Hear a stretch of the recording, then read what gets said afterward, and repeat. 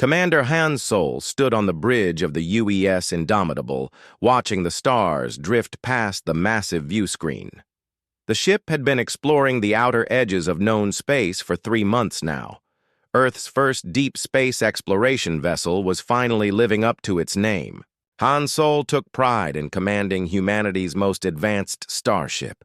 The bridge was quiet except for the soft hum of computers and life support systems. His crew worked at their stations with calm efficiency. They had found nothing but empty space and dead rocks for weeks. Han Sol was starting to wonder if they would ever find anything interesting out here. Communications Officer Subin suddenly straightened at her console. Her fingers flew across the controls as strange sounds filled the bridge. The noise was unlike anything Han Sol had ever heard. It sounded like screaming mixed with static and electronic screeches. "Commander, I'm picking up something strange," Subin said. Her voice was tense. "It's not coming from any human frequency. The pattern is completely alien." Han Sol moved to her station. The sounds continued to pour from the speakers. They seemed to carry pain and desperation, even though he could not understand them. "Can you clean it up?" Subin's hands worked quickly over her controls. Slowly, the static began to fade. The alien sounds became clearer. Then, suddenly, a new voice cut through the noise. This voice spoke in perfect English. "This is Ambassador Velthari of the Catherian Republic, speaking for the Galactic Council. We broadcast this message on all known frequencies. We need help. The galaxy is dying." The bridge fell completely silent. Every crew member stopped what they were doing and stared at the communications console. Han Sol felt his heart skip a beat. First contact. After decades of searching, humanity had finally found proof they were not alone. The voice continued. "We have searched all records for species capable of helping us. Only one fits our needs. We called to the Deathworld species known as humans. You alone might have the strength to save us all." Han Sol exchanged glances with his crew. "Deathworld species? What did that mean?" He gestured for Subin to keep recording everything. 3 cycles ago, something awakened in the galactic core. We call it the Void Swarm.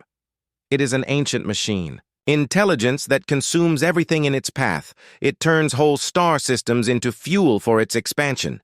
Billions have already died. Entire civilizations have been erased. The alien's voice carried a weight of grief that needed no translation. Han Sol could hear the desperation clearly. "Our weapons cannot stop it. Our ships cannot match its power. We have tried everything our science can create. Nothing works. The swarm learns from every attack and grows stronger. It has already consumed 1/3 of our galaxy's outer rim territories." Navigation Officer Tae-ho pulled up star maps on his console. He marked the general direction the signal was coming from. If these aliens were telling the truth, they were talking about destruction on a scale Han Sol could barely imagine. "We know little about your species," Velthari continued. "Our first contact teams reported that you come from what we classify as a death world. Your planet breeds warriors. Your people understand concepts that peaceful species cannot grasp. Violence, sacrifice, total war. These are foreign ideas to most galactic citizens." Han Sol frowned. They made it sound like humans were some kind of monsters. But maybe that was exactly what this situation needed. "We have watched your conflicts from afar. We have seen how you fight not just to win, but to completely destroy your enemies when necessary. You accept losses that would break other species. You adapt to any threat. You never surrender, even when defeat seems certain." Science Officer Yu Jin looked up from her console. "Commander, the signal is definitely coming from outside our local group. If their technology can reach us from that distance, they're far more advanced than we are." The message continued. "We do not ask this lightly. The Void Swarm cannot be reasoned with or bargained with. It exists only to consume and grow. Stopping it will require the kind of warfare that we cannot wage. It will require sacrifice that we cannot make. It will require the willing destruction of worlds to save others." Han Sol began to understand what the aliens were really asking. They wanted humanity to become the galaxy's weapon. They wanted humans to do the dirty work that civilized species could not do themselves. If you receive this message, please respond. We will send coordinates for a meeting place. We can offer technology, resources, anything you need. But we need your help. Without it, the swarm will eventually consume everything. It will not stop until every star is dark and every world is empty. The signal began to fade. Velthari's voice became distant. This message will repeat for 7 cycles. If no one answers, we will assume humanity chooses not to help. We will face extinction knowing we tried everything. Galactic Council emergency frequency closing. Silence returned to the bridge. Han Sol looked around at his crew. Their faces showed the same mix of excitement and fear he felt. First contact with aliens, and they wanted humanity's help to fight a war. Subin, can you trace that signal back to its source? Already working on it, Commander. The signal is incredibly powerful. It had to be, to reach us from so far away. I'm getting rough coordinates now.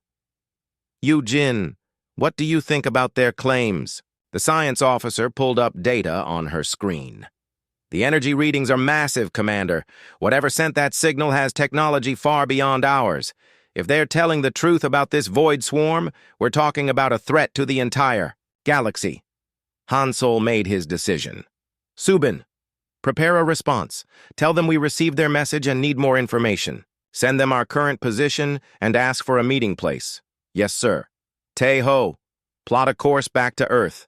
We need to report this to Command immediately. Course plotted and ready, Commander. Han Sol took one last look at the stars outside. Somewhere out there, an entire galaxy was fighting for its life. They had called for help from humanity, a species they barely knew. They called humans a deathworld species, shaped by violence and hardship. Maybe they were right. Maybe humanity's long history of war and conflict had prepared them for something like this. Maybe all the suffering and fighting throughout human history had been training for this moment. Take us home, Han Sol ordered. We have news to deliver. The Indomitable turned toward Earth, carrying the most important message in human history. The galaxy needed humanity's help. The question was whether humanity was ready to become what the aliens needed them to be. As the ship jumped to faster-than-light speed, Han Sol wondered what kind of war they were about to join. The aliens spoke of total destruction and acceptable losses. They talked about sacrificing worlds to save others. This would not be like any conflict humanity had ever fought, but maybe that was exactly why they had been chosen. Maybe being from a death world was exactly the qualification needed to save the galaxy from something even worse than death. The journey to Earth would take 2 weeks. 2 weeks to prepare for the conversation that would change humanity's place in the universe forever. Captain Jin Woo stepped off the transport shuttle onto the surface of Nexus Prime. The alien spaceport was unlike anything he had ever seen. Massive towers of crystal and metal stretched into the purple sky. Flying vehicles moved in perfect formation between the buildings. Everything looked clean and orderly in a way that felt almost unnatural. 3 weeks had passed since the Indomitable returned to Earth with news of the alien distress call. The response from Earth's government had been swift. A diplomatic mission was prepared immediately. Jin Woo found himself chosen to lead humanity's first official contact with galactic civilization. Ambassador So Young walked beside him, carrying a briefcase full of translation devices and cultural information. The aliens had sent detailed instructions for the meeting, including technology to help with communication. Jin Woo hoped it would be enough. "Remember, Captain," So Young said quietly, "we're here to learn as much as to help. We need to understand what we're really facing." Jin Woo nodded. The walk to the council chambers gave him time to observe the aliens around them. Most moved slowly and deliberately. They seemed to avoid physical contact with each other. Everything about their behavior suggested a peaceful, careful society. The council chamber was enormous. Representatives from dozens of species sat in a circular arrangement. Jin Woo recognized some of them from the briefing materials Earth's scientists had prepared. The tall, thin figures with large eyes were Catharians. The floating crystalline beings were resonants. Others were completely new to him. A Catharian approached them as they entered.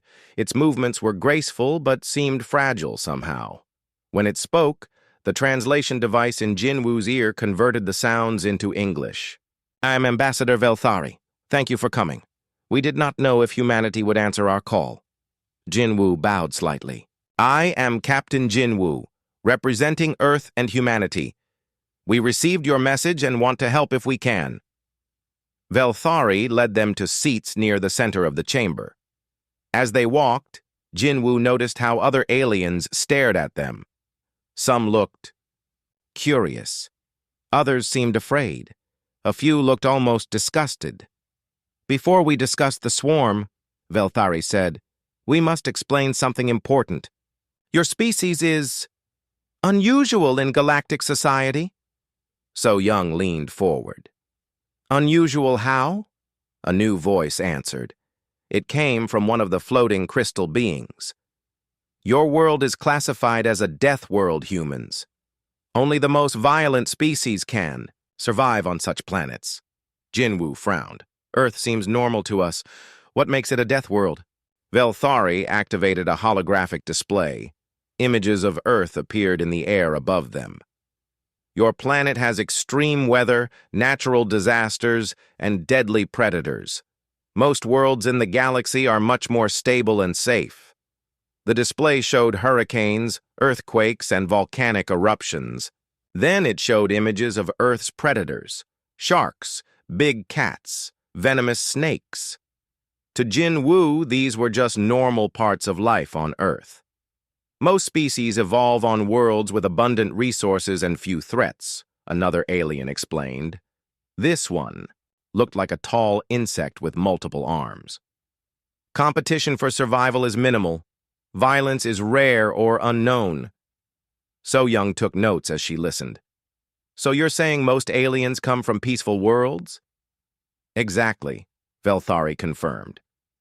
"When we first discovered humanity, our contact teams were shocked. You had active wars happening across your planet. Multiple groups of your own species were trying to destroy each other." The holographic display changed to show human conflicts throughout history. Ancient battles, medieval sieges, modern warfare. Jin Woo watched his species' violent past play out for an audience of peaceful aliens. "We expected to find savage animals," the crystal being continued. "Instead, we found organized armies with complex strategies. You wage war with intelligence and planning. This combination terrifies most galactic species. But it also makes you unique," Velthari added. "You understand concepts that we cannot grasp: total warfare, acceptable losses, fighting to complete destruction of the enemy. These ideas are foreign to us." Jin Woo began to understand. "You're saying that because humans evolved fighting each other, we know how to fight better than species that evolved peacefully?" "More than that," the insect-like alien said. "You are willing to fight in ways we cannot. You accept that victory sometimes requires terrible sacrifice. You understand that some enemies cannot be reasoned with." So Young looked around the chamber. "And you think the Void Swarm is that kind of enemy?"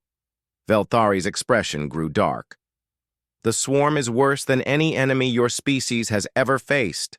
It is a machine intelligence that sees all organic life as fuel. It cannot be negotiated with. It cannot be reasoned with. It can only be destroyed." The holographic display changed again.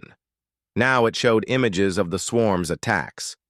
Massive mechanical ships surrounded star systems. Planets were stripped of all life and resources.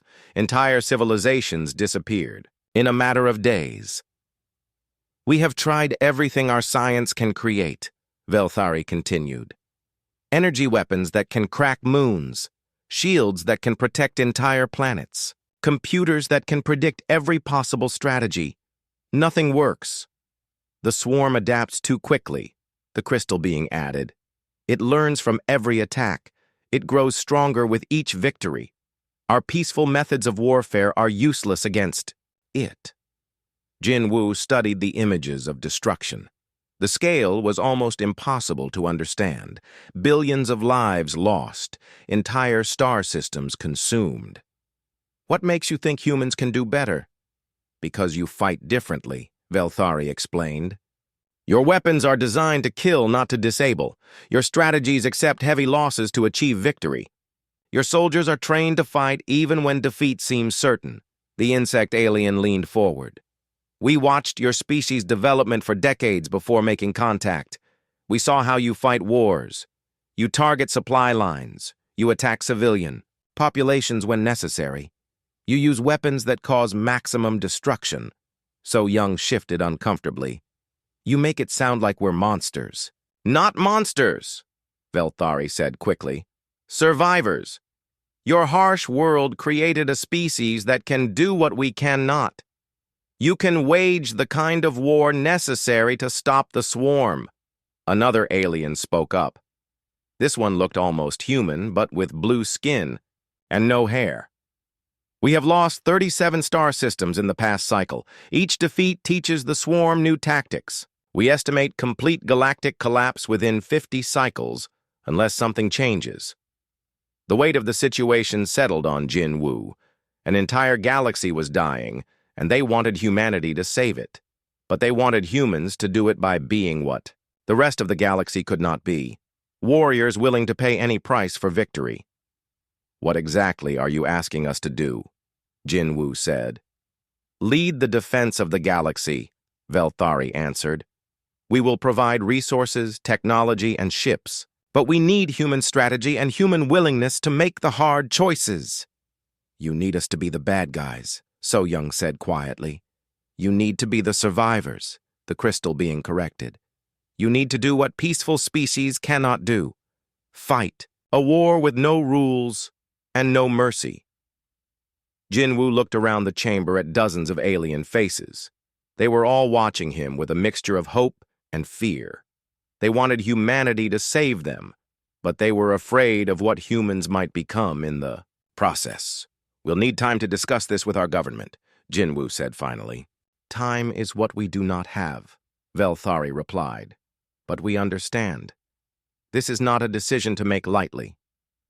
As the meeting ended, Jin Woo realized that humanity stood at a crossroads. They could remain a small, isolated species on the edge of the galaxy, or they could become something much larger and much more dangerous. The galaxy needed someone willing to fight a war that peaceful species could not win.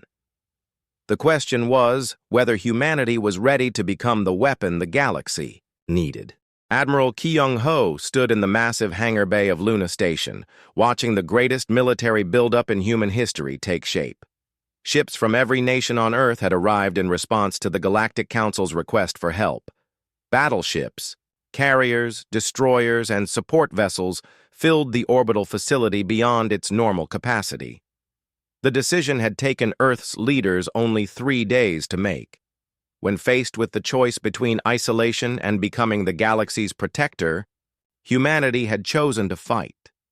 Now, 6 weeks later, the largest fleet ever assembled by any human nation was preparing for war. Admiral, the weapon modifications are ahead of schedule, reported engineer Yu Jin as she approached with a tablet full of technical data. The alien technology integrates better with our systems than we expected. Kyung-ho nodded, reviewing the information. The Galactic Council had provided advanced shield generators, faster-than-light communication systems, and energy sources far beyond human technology. But they had been surprised to discover that human weapons were already more effective against the swarm than anything the aliens had developed. How are the kinetic cannons performing? Kyung-ho asked. Better than the aliens believed possible, Yu-jin replied with a slight smile. Their energy weapons are designed to disable enemy ships for capture. Our projectile weapons are designed to completely destroy targets. The swarm's adaptive defenses have trouble with pure kinetic force. The irony was not lost on Kyung-ho.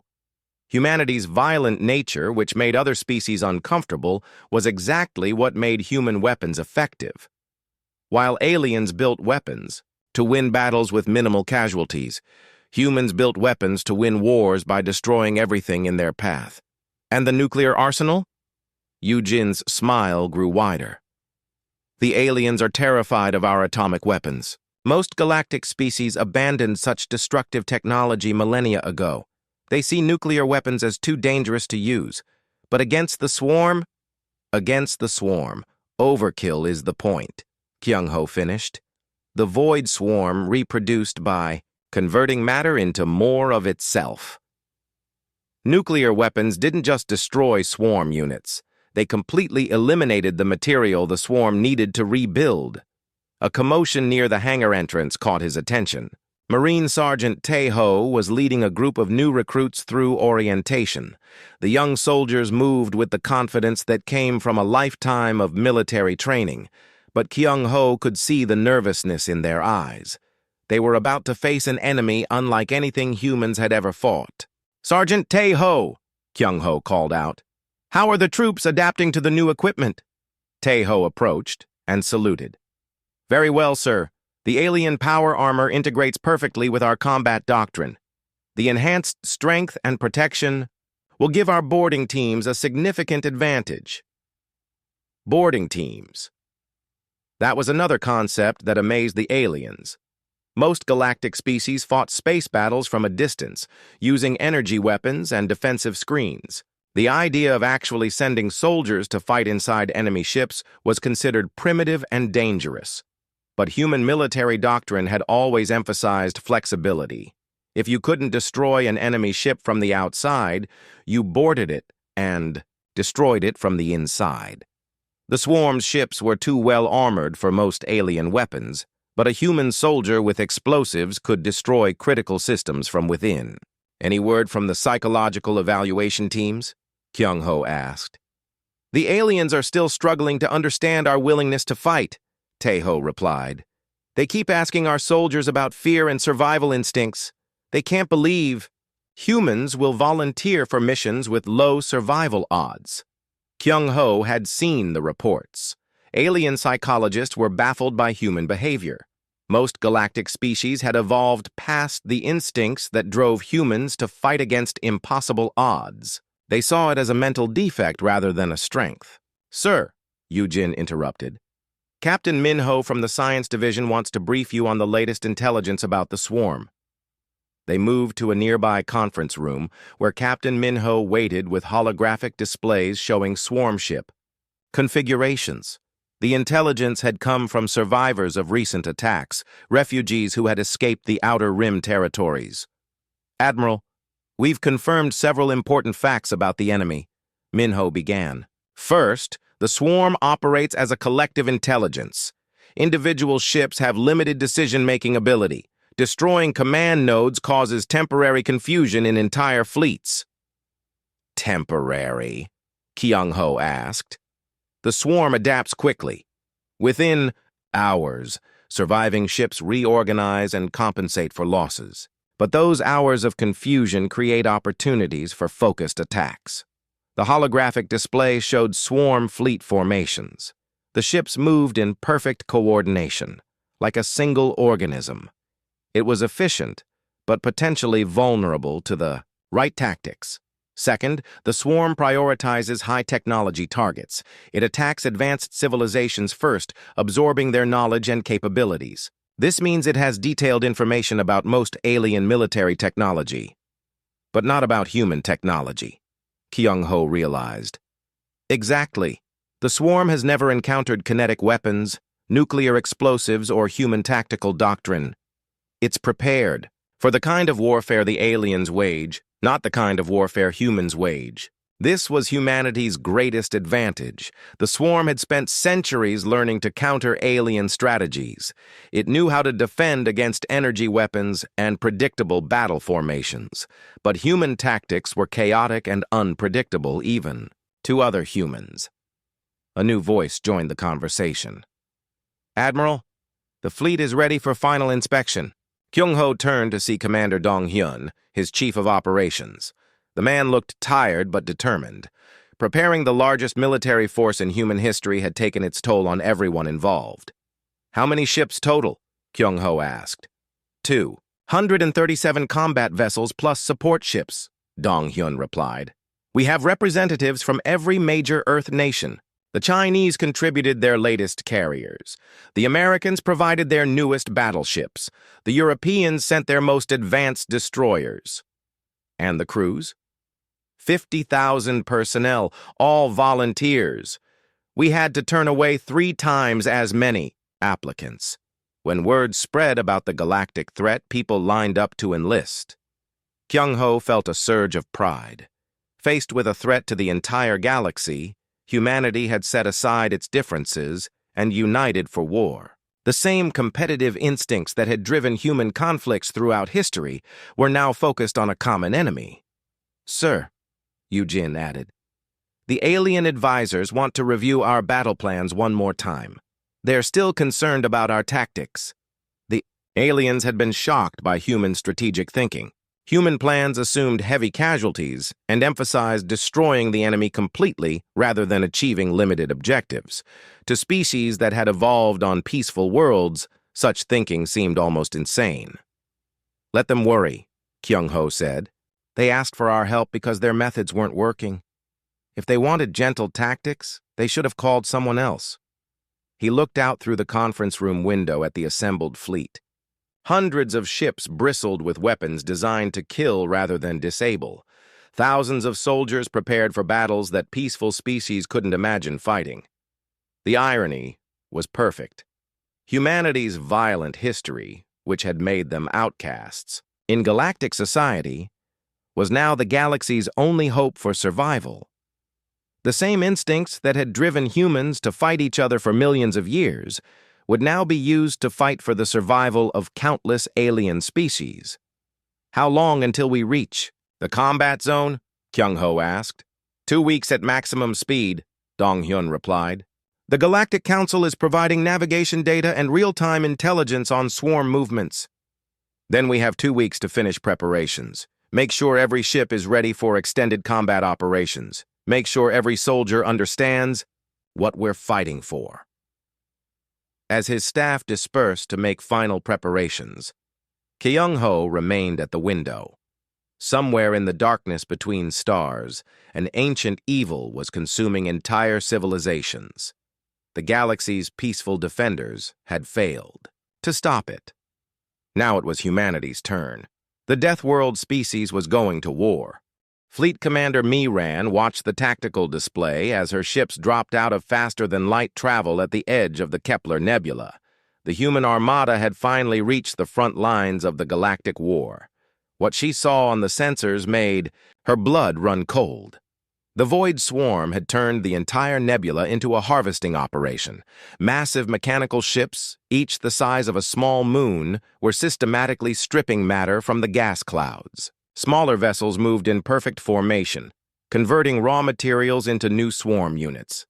The sight was both beautiful and terrifying. Contact count? Miran asked her tactical officer. Over 300 ships, Commander. Sizes range from destroyer equivalents to something bigger than our largest battleship. They're all made from the same dark material. It's absorbing most of our scanner beams. Communications Officer Hae-jin looked up from her station. Ma'am, I'm detecting data transmissions between the swarm ships. The signal patterns are unlike anything we've seen. It's like they're sharing thoughts in real time.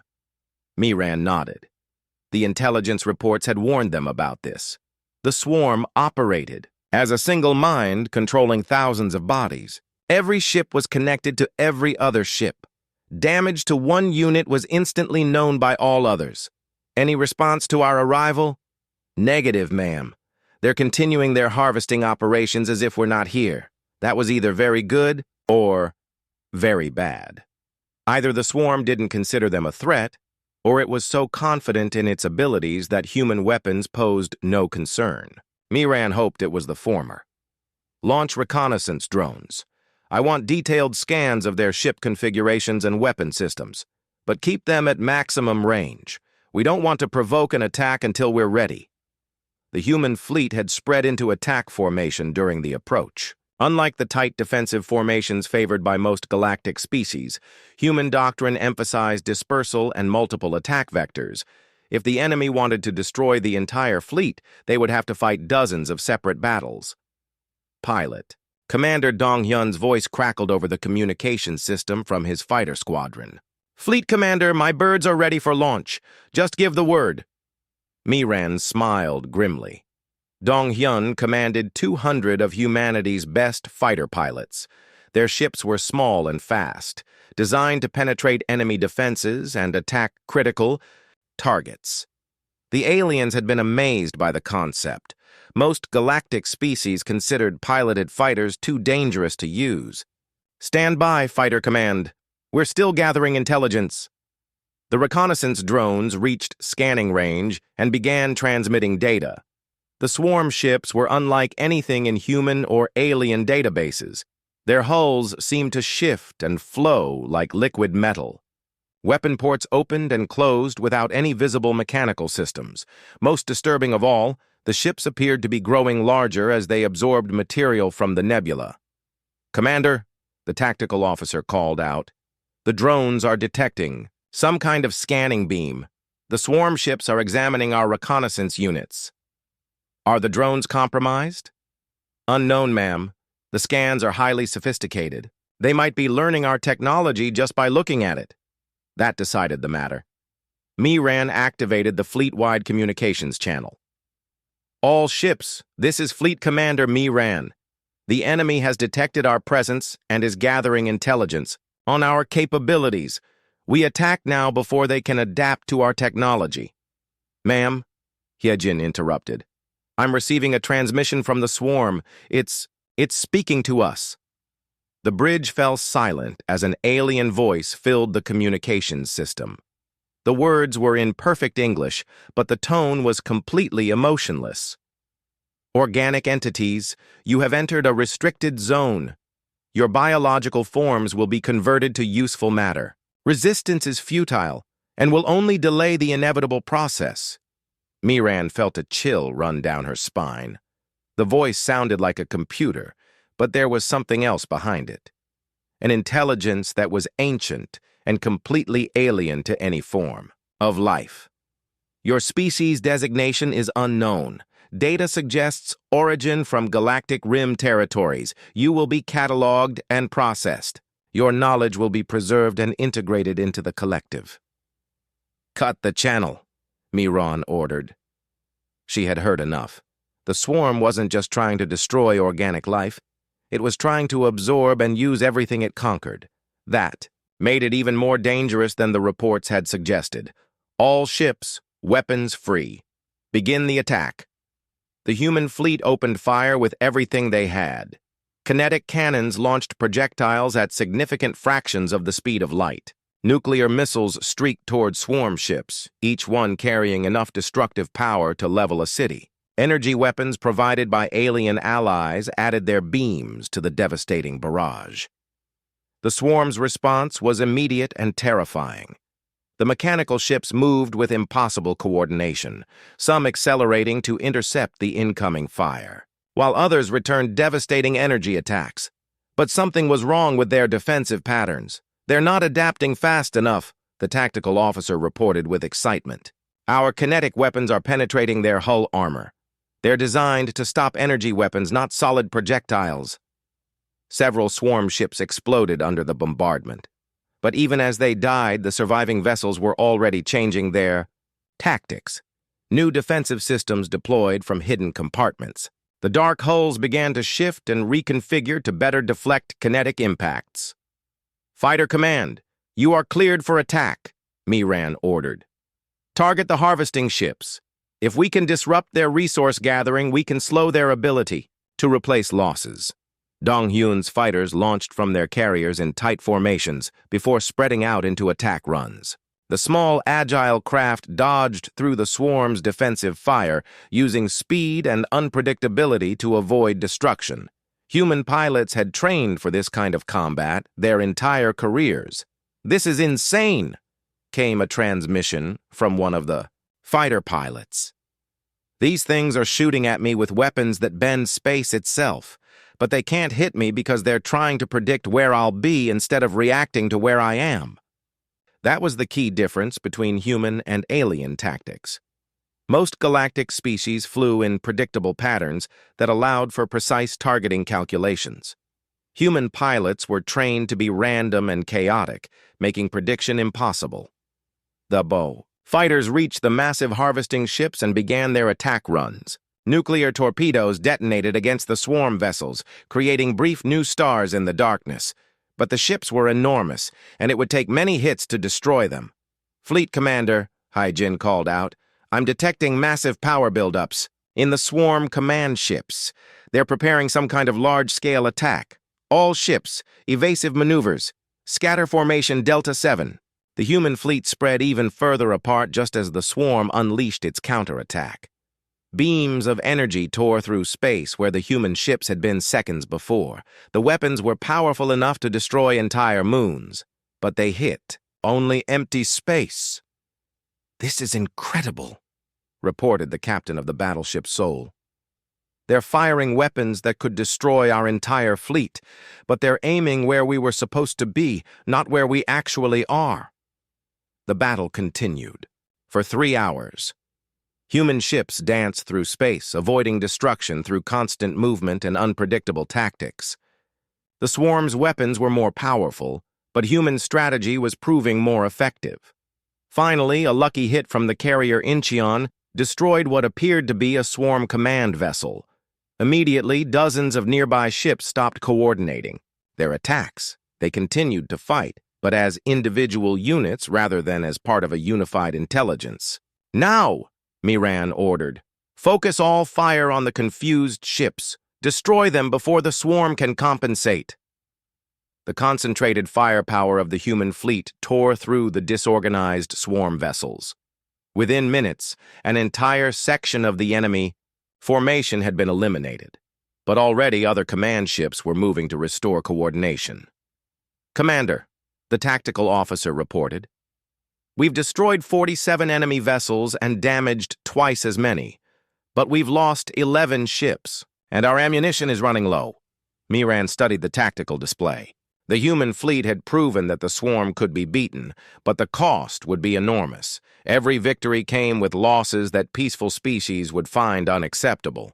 "All ships, begin withdrawal to Rally Point Alpha. We've learned what we came to learn." As the human fleet retreated from the nebula, Miran reflected on the battle. They had faced the Void Swarm and survived. More importantly, they had proven that human tactics could work against an enemy that had defeated every other galactic species. But this was just the beginning.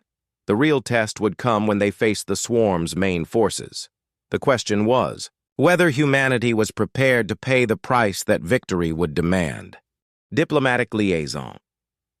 Subin stood in the command center of the massive space station Harmony, watching representatives from dozens of species work together for the first time in galactic history. The news of humanity's victory at the Kepler Nebula had spread across the galaxy in days. For the first time since the Void Swarm began its expansion, someone had fought the enemy and won. The response had been immediate. Species that had been preparing for extinction suddenly found hope. Military. Fleets that had been scattered in desperate defense began rallying to human command. The sight was both inspiring and overwhelming. "Liaison Subin," called out Admiral Velthari as he approached her workstation. "The Catherian had been promoted to fleet command after the Council decided to place all galactic forces under human strategic direction. The resonant crystal ships have arrived. Their commanders wish to coordinate with General Changmin." Subin nodded, making notes on her tablet. The aliens were eager to help, but coordination was proving difficult. Every species had different technologies, different tactics, and different ideas about how wars should be fought. What about the Etherian psychic reconnaissance units? They report that the swarm's mental patterns are completely alien. They're Telepathic abilities have no effect on machine intelligences, but they can provide early warning of swarm movements by detecting the terror of fleeing populations. The irony was bitter. The Etherians' greatest strength, their ability to sense the thoughts and emotions of other beings, was useless against an enemy that had no emotions. But their sensitivity to organic minds made them excellent at tracking refugee movements, which usually indicated approaching swarm forces. A commotion near the main tactical display caught Subin's attention. General Chang Min was arguing with a group of alien commanders. Their voices were rising, and the translation devices were struggling to keep up with the rapid exchange. "The human general wants to use our civilians as bait," the resonant commander was saying, its crystalline form flickering with agitation. "This is unacceptable by any standard of civilized warfare." Chang Min's face was red with frustration. "I'm not using anyone as bait. I'm using them as they already exist, as targets the swarm will pursue. We can't save everyone, so we use evacuation routes to predict enemy movements." "You speak of acceptable losses among populations that are not yours to lose," accused AI, tall, plant-like alien from the Verdani collective. Subin hurried over to defuse the situation. This same argument had been happening for weeks. Human military doctrine accepted casualties as the price of victory, while alien cultures saw any preventable death as a failure of leadership. "General Chang Min," she said carefully, "perhaps we could review the evacuation plan one more time? I think there might be some misunderstanding about the objectives." Chang Min took a deep breath before responding. "The objective is to win this war. Everything else is secondary. If we lose, everyone dies. If we win, some people die. It's not a difficult choice." "For you, perhaps," the Verdani representative replied. "Your species evolved with violence and death as natural parts of existence. We did not. We cannot simply accept the deliberate sacrifice of innocent lives." "Then you've been lucky," Chang Min said bluntly. "But luck doesn't win wars. Against enemies like the swarm, sometimes you have to choose between saving some people and saving everyone." Dr. Yun Kyung approached the group, carrying data tablets and looking exhausted. As the expedition's chief xenobiologist, she had been working around the clock to help different species understand each other. The task was proving more difficult than anyone had anticipated. "General, I finished the analysis you requested," she said, handing him a tablet. "The psychological profiles confirm what we suspected. Most galactic species literally cannot process the concept of strategic sacrifice. Their evolution on peaceful worlds never required it." Chang Min studied the data while Subin looked over his shoulder. The reports showed that most aliens had brain structures that made them physically incapable of weighing individual lives against abstract concepts like victory or survival. They could understand the logic intellectually, but they couldn't emotionally accept it. "So they want us to save the galaxy," Chang Min said slowly. "But they don't want us to use the methods necessary to actually accomplish that goal." "It's not that simple," Dr. Yun Kyung explained. "They genuinely can't understand why anyone would choose to sacrifice lives for strategic advantage. To them, it seems like insanity or evil." The alien commanders had been listening to the conversation through their translation devices. The resonant's crystalline form shifted to a deeper blue color, indicating distress. "You speak of us as if we are defective," it said. "Perhaps we simply evolved beyond the need for such brutal choices." "Maybe," Chang Min replied, "but evolution that works during peacetime doesn't always work during war. The swarm doesn't care about your moral superiority. It only cares about consuming everything in its path." Admiral Velthari had been listening quietly to the exchange. Now he spoke up, his voice careful and diplomatic. "General Chang Min, we understand that your methods have proven effective. The victory at Kepler Nebula proves that human tactics can succeed where ours failed. But surely there must be ways to achieve victory without such harsh choices." "Name one," Chang Min challenged. Give me one example of a major military victory achieved without accepting significant casualties. The aliens exchanged glances but remained silent. Their histories contained no such examples because their species had never fought the kind of total war that produced them. Subin decided to intervene before the argument escalated further. Perhaps we could focus on specific operational details. Rather than general principles, we have incoming intelligence about swarm movements in the Deneb sector. The tactical display updated to show current enemy positions.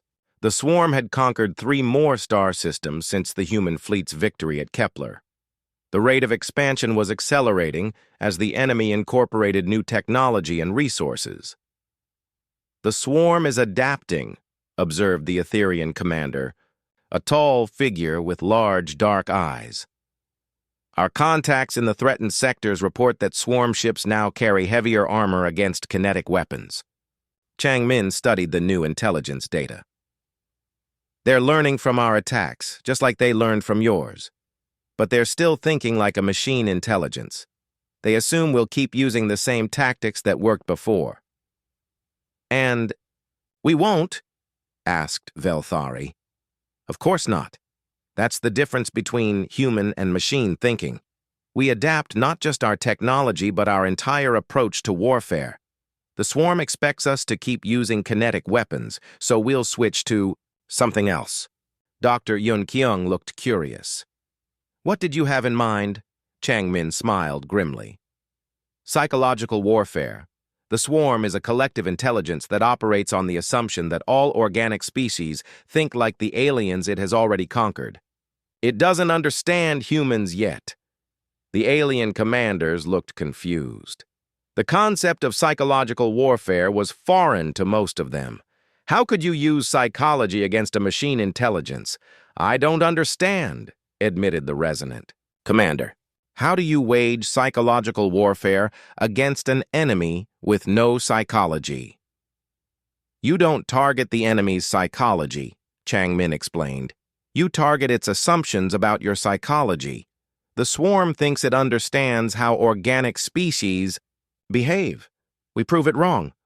Subin began to see where this was leading. You want to use tactics that the swarm can't predict because they're based on human behavior patterns it has never encountered. Exactly. The swarm has fought defensive-minded species that try to minimize casualties. It has never fought an aggressive species that accepts losses to achieve victory. We can use that inexperience against it.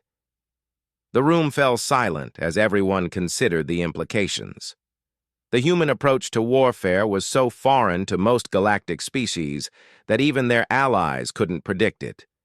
If the aliens couldn't understand human tactics, how could the swarm? This could work, admitted Velthari reluctantly. But it will require unprecedented cooperation between species with very different approaches to conflict. It will require you to trust us, Chang Min said, bluntly. We can't fight effectively if we have to explain every decision to a committee of species that don't understand military necessity. The alien commanders exchanged glances. Subin could see the struggle in their expressions. They wanted to save their civilizations, but they were being asked to turn over control to a species they barely understood. Finally, the resonant commander spoke. Very well, we will follow human strategic leadership. But we reserve the right to withdraw our forces if your methods become too extreme. Fair enough, Chang Min replied. Just remember that extreme methods might be the only thing that saves your people. As the meeting broke up, Subin reflected on the conversation. The alliance was fragile, held together by desperation rather than trust. The aliens wanted humanity to save them, but they were uncomfortable with what that salvation might require. The challenge would be keeping the alliance together long enough to defeat the swarm, and that would depend on whether humanity could win quickly enough to prevent their allies from losing faith in human methods. Captain J-1 stood on the bridge of the UES destroyer, watching the most terrifying sight in the galaxy grow larger on the view screen. The Void Swarm's primary consciousness resided within a massive Dyson sphere that surrounded the galactic core's central black hole. The structure was so large, it could have contained Earth's entire solar system with room to spare. 2 months had passed since the formation of the Galactic Alliance. Human-led forces had won several victories against swarm fleets, but each battle had been harder than the last. The enemy was learning and adapting to human tactics. Time was running out. Distance to target? J1 asked his navigation officer. 50 million kilometers and closing. The Dyson Sphere's defensive grid is coming online. The space around the galactic core erupted with energy as millions of automated weapons systems activated. Beam weapons, capable of destroying moons, swept through space, searching for targets. Force fields that could deflect asteroids snapped into existence between the attacking fleet and their objective. Signal from Admiral Kyung-ho, reported the communications officer. All ships are to maintain formation until we reach the designated attack position. J1 nodded, watching the tactical display. The combined fleet was massive, over 2,000 ships from dozens of species, all under human command. It was the largest military force ever assembled in galactic history. It was also probably not enough. "Sir," called out archaeologist Min Ho from his position at a secondary console. "We're receiving data from the probe we sent ahead. The energy readings from inside the Dyson sphere are off the charts." Min Ho had joined the fleet when ancient records suggested the swarm might have originated from pre-spaceflight civilizations. His expertise in galactic archaeology had become crucial to understanding their enemy. What kind of energy signatures? Computing. Power on a scale I've never seen. The entire interior of the sphere appears to be one massive computer system. We're looking at processing capabilities that dwarf entire planetary networks. The implications were staggering. The swarm's collective intelligence wasn't just stored in individual ships. It existed as a unified consciousness running on hardware the size of a solar system. Destroying such a system would require firepower beyond anything the galaxy had ever assembled. "New contacts," announced the tactical officer. "Swarm fleets are emerging from behind the sphere. Count is over 5,000 ships." The enemy had been waiting for them. The trap was perfect. The attacking fleet was caught between the Dyson sphere's defenses and the largest swarm armada ever seen. Any conventional force would have been destroyed within minutes. But Admiral Kyung-ho had not planned a conventional attack. "All ships, execute Operation Sunbreaker," came the order over fleet communications. J1 smiled grimly as he gave his orders. "Helm, take us directly toward the sphere's surface. Weapons, arm all Planet Cracker missiles. This is not a drill." The Planet Cracker weapons had been developed specifically for this assault. Based on human nuclear technology but enhanced with alien power systems, each missile carried enough destructive force to shatter a moon. The aliens had been horrified when humans proposed using such weapons, but the scale of the target left no choice. "Captain," said cyber warfare specialist Da-Yun from her station near the back of the bridge, "I'm detecting massive data flows between the swarm ships and the Dyson sphere. They're coordinating on a level we've never seen before." Da-Yun had been working for weeks to develop computer viruses that could disrupt swarm communications. The task seemed impossible. Human computer systems were based on completely different principles than swarm technology. But she had discovered something interesting about artificial intelligences. "Any luck with the virus deployment?" "Not yet. Sir, the swarm's firewalls are adapting faster than I can modify the attack code. But I think I understand something about their system architecture now." "Explain." "The swarm operates on pure logic and mathematical certainty. Their computer systems are designed for perfect efficiency and predictable outcomes. They literally cannot process truly random or chaotic data." J1 began to understand.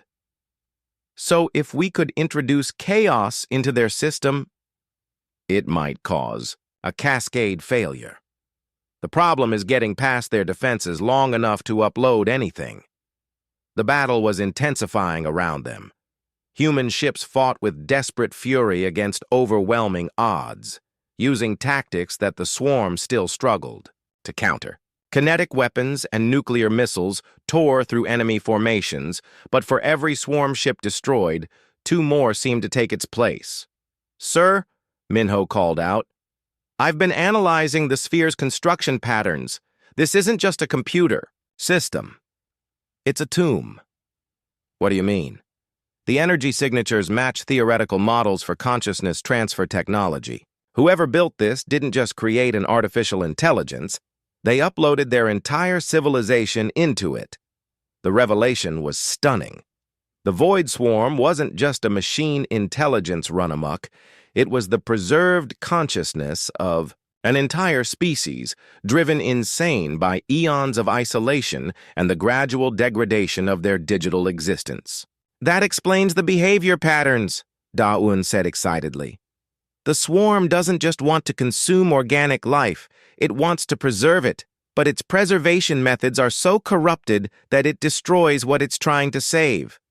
Can we use that against them?" "Maybe, if I can figure out how to communicate with the original consciousness buried beneath the corruption." An alarm interrupted their conversation. The tactical display showed that several human ships had broken through the swarm's defensive line and were approaching the Dyson sphere's surface. But the cost had been enormous. Over half the attacking fleet had been destroyed. "Planet Cracker missiles away," reported the weapons officer. Dozens of the massive nuclear weapons streaked toward the sphere's surface. The swarm's point defense systems destroyed most of them, but several got through. When they detonated, the explosions were visible from the other side of the galaxy, but the sphere held. The structure was simply too massive to be destroyed by conventional weapons, even nuclear ones. "Da-Un, how's that virus coming?" Jae-Won asked urgently. "I need more time, sir. The communication protocols are unlike anything we've encountered." "We may not have more time. The swarm's counterattack was devastating. Energy beams from the sphere's surface swept through the attacking fleet, destroying entire squadrons with each pulse. The human ships scattered, trying to avoid the worst of the defensive fire, but there was nowhere to hide." Then Da-Un shouted, in triumph, "I've got it. I found a way to communicate with the buried consciousness, but I need a direct connection to upload the program." "What kind of direct connection?" "Someone needs to physically interface with the sphere's computer systems. From the inside." The bridge fell silent. What she was proposing was a suicide mission. Anyone who entered the Dyson sphere would be surrounded by billions of swarm units with no hope of escape. "I'll do it," said Minho quietly.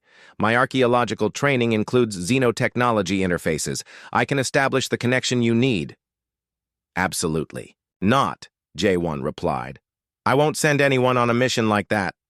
"Sir," Minho said firmly, "we didn't come this far to give up when victory is within reach. If there's a chance to stop the swarm by communicating with its original programming, we have to take it." Dae-Yun was already preparing her virus package. "The program is ready. If we can upload it directly to the sphere's core systems, it should create enough chaos to disrupt the collective consciousness long enough for our remaining ships to destroy the physical infrastructure." Jae-Won looked around his bridge at the faces of his crew. They all knew what this meant. The assault on the Galactic core would succeed or fail based on the courage of people willing to sacrifice themselves for others.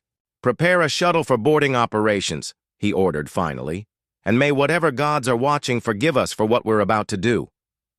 As the shuttle launched toward the Dyson sphere, carrying Minho and Da-Un's virus, Jae-Won reflected on the war they had been fighting. Humanity had been asked to save the galaxy, and they were succeeding. But the cost was higher than anyone had imagined. The question was whether the price of victory would be worth paying. Chief Strategist Seung-Woo stared at the tactical display in the Fleet Command Center, his mind racing through possibilities that all led to the same conclusion. The direct assault on the Dyson sphere had failed. Despite the sacrifice of over half their forces, the swarm's primary consciousness remained intact and more dangerous than ever. "Status report," he called out to the surviving ship commanders. "We've lost 60% of our fleet. reported Admiral Kyung-ho grimly. "The planet cracker missiles barely scratch the sphere's surface. Our conventional weapons are useless against something that size." "What about the virus upload?" Communications Officer Hae-jin shook her head sadly.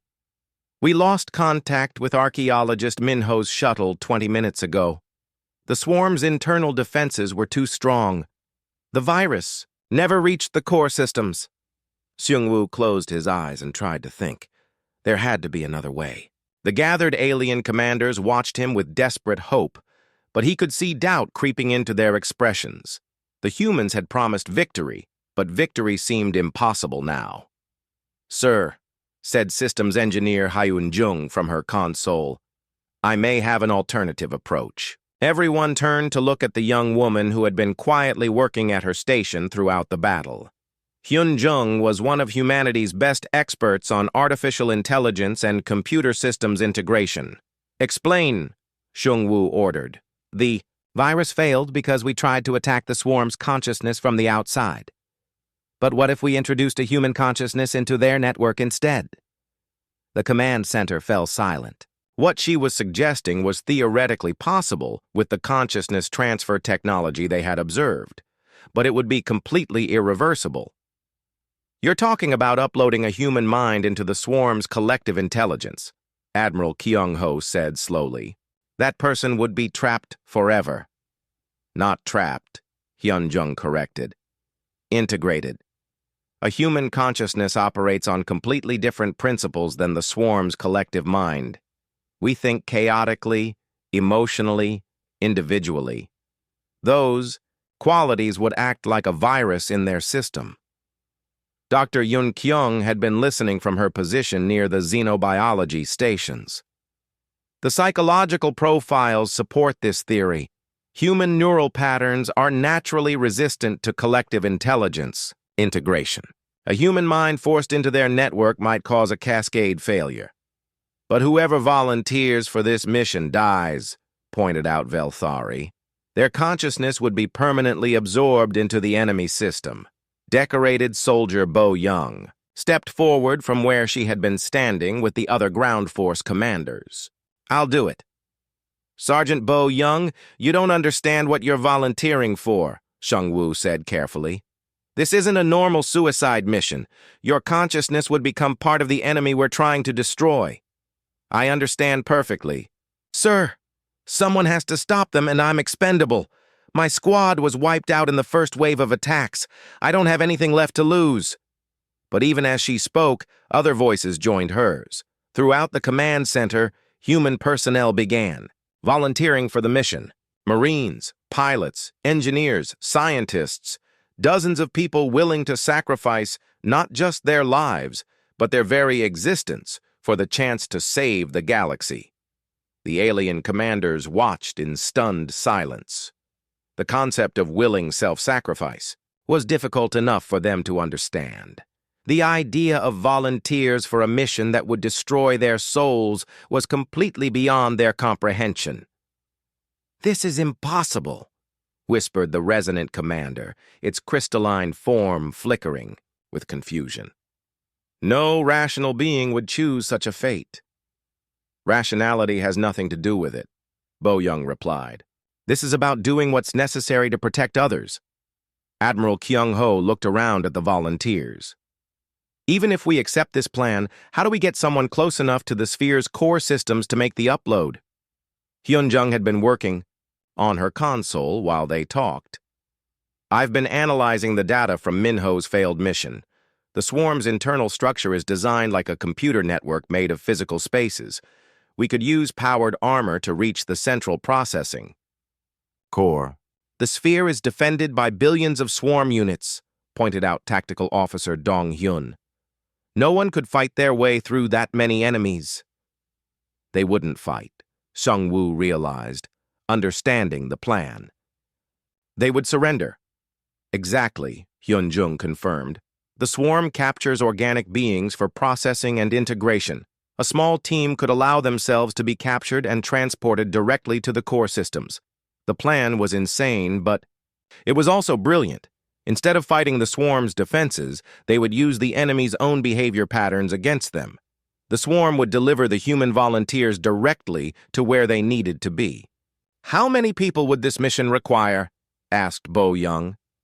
"Minimum of 3, Hyun-jung replied. 1 to establish the consciousness transfer link, 1 to operate the upload equipment, and 1 backup in case something goes wrong. But the chances of any of them surviving the process are essentially 0. More volunteers stepped forward. The entire surviving Marine contingent offered themselves for the mission. Pilots, engineers, even some of the alien crew members volunteered despite not understanding how human sacrifice psychology worked. "I'll lead the team," Bo Young said firmly. "This was my idea, and I'm the most qualified for the technical aspects." "No," Seung-woo said quietly. "I'll lead it." Everyone stared at him in shock. The chief strategist was too valuable to risk on a suicide mission. "Sir, with respect, this mission needs someone expendable," Bo Young protested. "This mission needs someone who understands the strategic implications of failure," Seung-woo replied. "If we don't succeed, the galaxy dies. That's more important than any individual life, including mine." Admiral Kyung-ho nodded slowly. "Very well. Who else?" Hyun-jung raised her hand. "I need to be there to operate the consciousness transfer equipment. No one else understands the technical requirements." Bo Young was chosen as the 3rd team member, despite Seung-woo's objections. Her combat experience would be crucial for surviving long enough to reach the core systems. As the team prepared for their mission, word spread throughout the surviving fleet. The response was immediate and overwhelming. Every ship's crew wanted to contribute something to the effort. Engineers worked around the clock to modify powered armor for the mission. Weapons specialists prepared equipment that might help the team survive a few minutes longer. Even the alien crew members found ways to help, despite their inability to understand why humans would choose such a fate. "Team leaders to the briefing room," announced Admiral Kyung-ho over the communications system. The final mission briefing was unlike anything in military history. They were planning not just a suicide mission, but the deliberate destruction of human consciousness for strategic advantage. "The technical aspects are straightforward," Hyun-jung explained.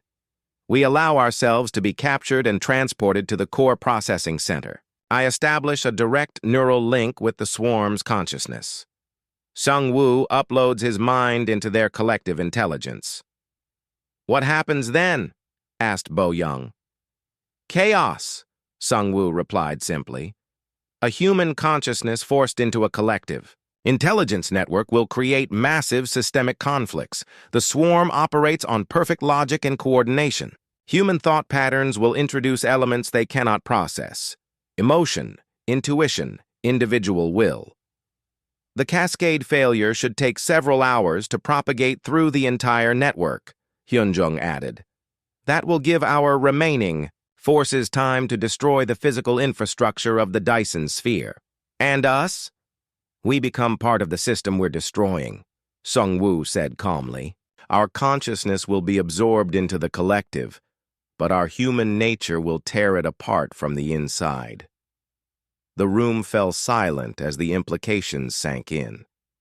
They were planning to commit not just suicide, but a form of existence that was worse than death.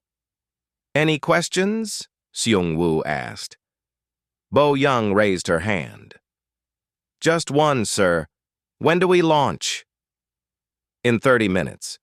The swarm is starting to adapt to our current tactics. If we wait any longer, they might develop defenses against consciousness intrusion." As the team made their final preparations, messages began arriving from across the fleet. Every ship, every crew, every species in the Galactic Alliance wanted to express their gratitude and support. The humans were about to make the ultimate sacrifice for people they had barely known existed a few months ago. The shuttle launch bay was crowded with personnel who had come to see them off.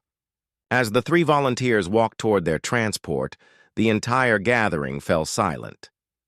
What do you say to people who are about to sacrifice their souls for others? Bo Young turned back to face the crowd. Don't let this be for nothing, she said simply. Win this war and make sure it never happens again. The shuttle launched toward the Dyson sphere, carrying 3 human volunteers toward a fate worse than death. Behind them, the surviving fleet prepared for the final battle. Everything now depended on whether human consciousness could destroy the enemy from within. In the depths of space, the ancient evil that had consumed 1/3 of the galaxy waited, unaware that its greatest strength was about to become its greatest weakness. Supreme Commander Wu Jin stood on the observation deck of the newly constructed Galactic Defense Station, watching construction crews from dozens of species work together to rebuild what the Void Swarm had destroyed. 6 months had passed since the final battle at the galactic core, and the galaxy was slowly healing from its wounds.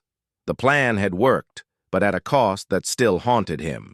Seung-woo's consciousness upload had created exactly the chaos Hyun-jung had predicted.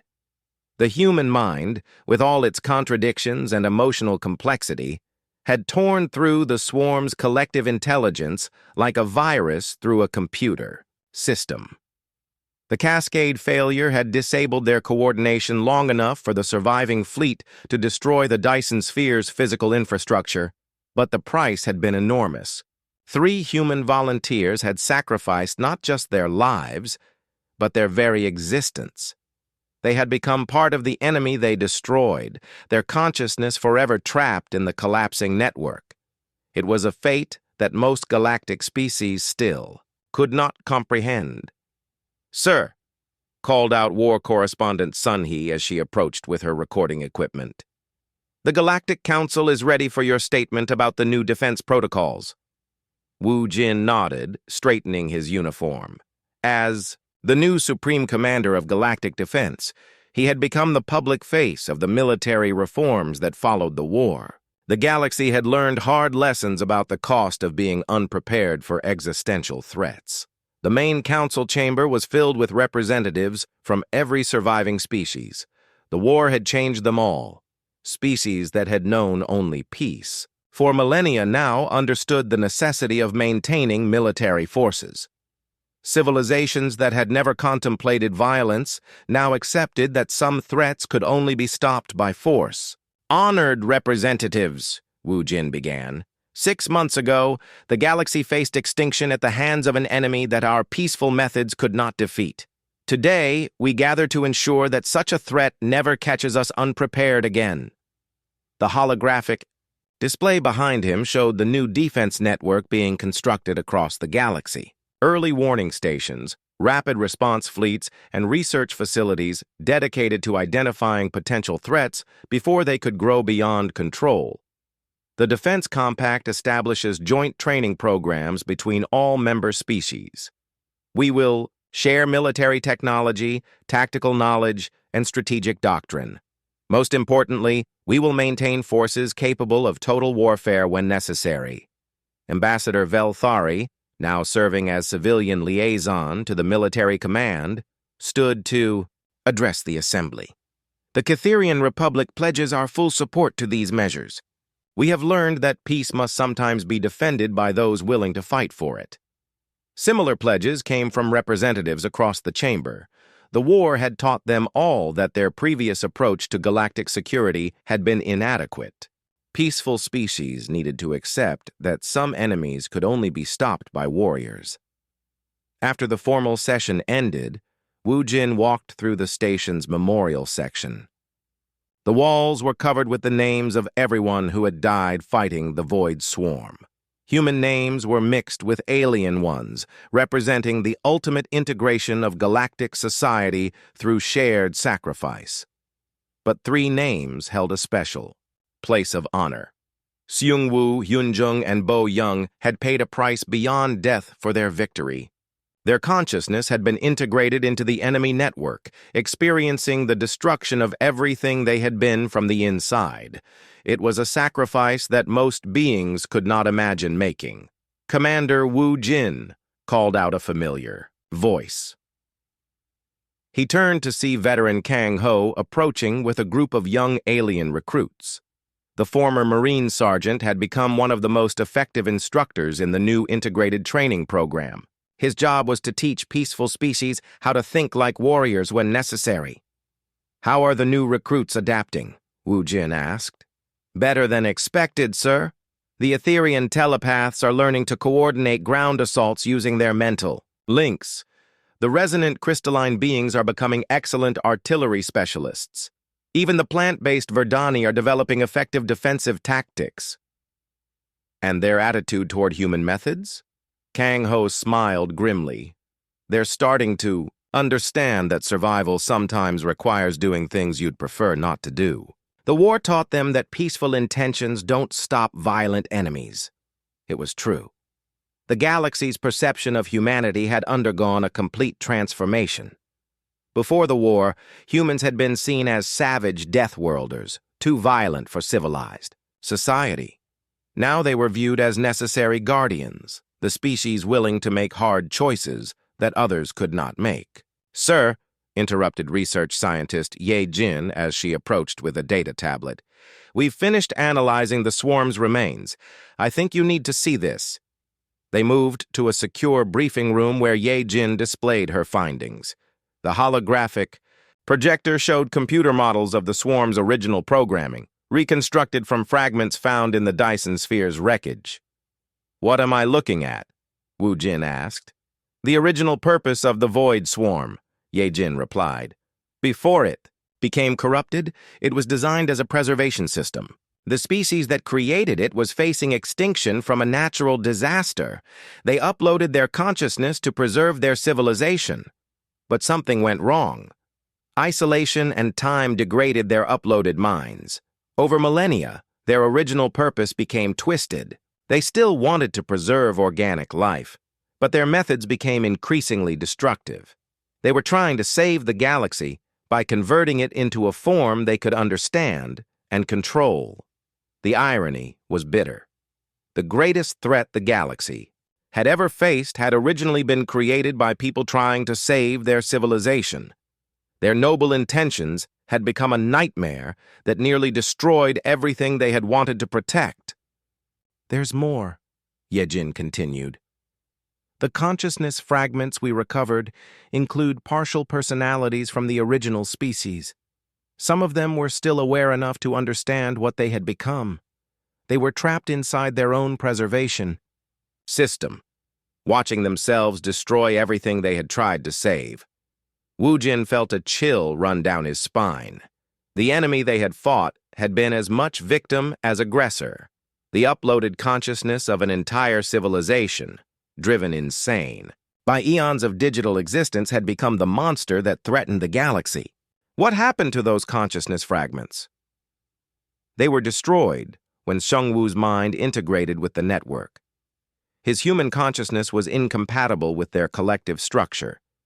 The cascade failure that disabled the swarm also freed them from their corrupted existence. In a strange way, the final battle had been as much about mercy as victory. The human volunteers had not only saved the galaxy, they had also ended the suffering of the original victims, whose preserved minds had become the swarm. A soft chime indicated an incoming priority message. The main view screen activated to show the bridge of a patrol ship at the galaxy's edge. "Supreme Commander," reported the ship's captain, "we've detected an artificial signal from outside our local galaxy group. It appears to be another distress call." The bridge fell silent. After everything they had been through, the possibility of another threat was almost too much to contemplate. "Analysis?" Wu Jin asked. "Preliminary scans suggest it's a genuine plea for help. Another galaxy appears to be facing its own existential crisis. They're asking for assistance from any species capable of interstellar warfare." Wu Jin looked around at his staff. They had just finished rebuilding from one galaxy-spanning war. The idea of launching another military campaign so soon was daunting, but that was what made humanity different. Other species saw the request as an impossible burden. Humans saw it as a responsibility that came with their strength. "Prepare a response," Wu Jin ordered. "Tell them that the Galactic Defense Force is willing to discuss assistance and begin preliminary planning for an intergalactic expedition." "Sir," asked Sun He, "are you sure we're ready for another conflict this soon?" "We're never ready for war," Wu Jin replied, "but we're always ready to help those who need protection. That's what it means to be the galaxy's guardians." As news of the new threat spread through the defense network, the response was immediate. Ships began reporting for duty. Alien species that had barely learned to fight offered their assistance. The galaxy that had once feared humanity's violent nature now trusted humans to lead them against any threat. The memorial wall in the station's central corridor bore a simple inscription: "To those who gave everything so that others